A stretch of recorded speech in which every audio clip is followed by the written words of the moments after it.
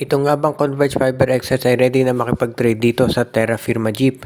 Isa yan dito sa mga nakikita natin na posibleng mangyari lalo na at itong koponan ni Coach Delta Pineda ay sunod-sunod na yung talo. Mukhang interesado raw itong Converge na makuha itong si Wami Tiongson mula dito sa Fiber sa Terra Firma Jeep para maging backup nila at ipapalit dito itong si MJ Garcia. Nakita natin kung gaano kaganda ang scoring ni Wami Tiongson dito sa lineup ng Terra Firma. At yan daw ang dahilan kung ba't ito'y gustong makuha ng Converge at ipapalit nga si MJ Garcia. Kung sakasakali, okay to para sa Fiber Xers. At baka makatulong ito para mapigil na yung mga sunod-sunod na pagkatalo dito sa kanilang roster. Kaya nga sa tingin ko, baka itong Converge Fiber Xers talaga, no? Ang kinakailangan lang nila ay yung panibagong point guard na makakatulong para ma-stabilize yung kanilang laro. At sa tingin ko naman gagawin na lahat ni Coach Pineda at ng coaching staff nila para ito'y mangyari. Kaya nga sa tingin ko, itong trade para kay Wami Tiongson, magiging maganda yan para sa Converge. Ang tanong lang kung papayag ba itong Terra Firma na si MJ Garcia ang ipapalit. Kasi alam naman natin na itong si MJ Garcia mahusay yun talaga na backup point guard. Pero yun nga lang, backup point guard ito ng Converge samantalang starter si Wami Tiongson. Yun nga lang, baka pwedeng sabihin ng Converge na matanda na si Wami Tiongson kumpara kay MJ Garcia. So, mas matagal magagamit ng Terra Firma si Garcia. Nandun na lamang yan sa dalawang partido kung magkakasundo sila. Pero sa ngayon, no, nakikita ko dito sa Converge Fiber Xers.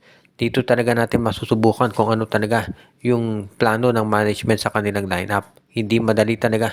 Makikita ninyo ngayon, no, na bumuo ng isang top caliber PBA team kahit na yung team ay merong resources. Yan ang Converge Fiber Xers, talagang mahirap bumuo ng isang malakas na PBA team.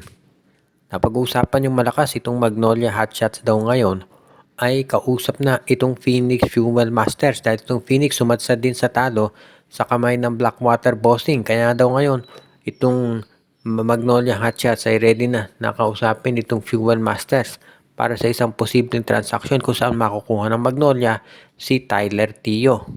Baka daw ipalit ng Magnolia dito kay Tyler Tio itong si Russell Escoto na naghahanap ng big man itong Phoenix Fuel Masters at baka pati si Rafi Verano isama na rin nila. Itong si Tyler Tio magiging maganda yung kapartner ni Jerome Lastimosa do sa backcourt nila, no?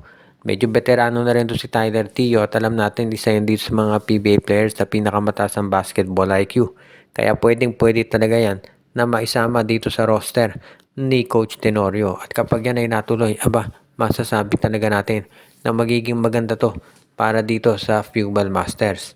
At kung sakasakali, no, sa tingin ko magiging isendo sa aabangan natin na pwedeng mangyari trade. Pero syempre, hindi naman nagmamadali itong Magnolia. Dahil sa ngayon, no, medyo okay pa rin to si LA Tenorio sa kalagayan ng kanilang lineup. Of course, kung makuha nila ng maaga itong si Tyler Tio, bakit sila tatanggi? Pero so far, no, itong Magnolia mukhang para sa kanila medyo maganda yung tinatakbo ng kanilang lineup. Mas maganda sana syempre kung sunod-sunod yung panalo, no? Pero given the circumstances, sa tingin ko mukhang masaya na si Coach LA dito. At pagdating dito sa kanilang import, no, mukhang nagsettle na sila dito kay KJ Buffin na mukhang hindi muna nila papalitan. At talaga sa tingin ko, yan yung magandang move naman yan dahil in fairness kay Buffin, maganda rin yung kanyang nilalaro. At hindi naman siyang pwede nating masisi kung bakit minsan ay nagtatalo itong Magnolia. Minsan talaga breaks of the game lang yan.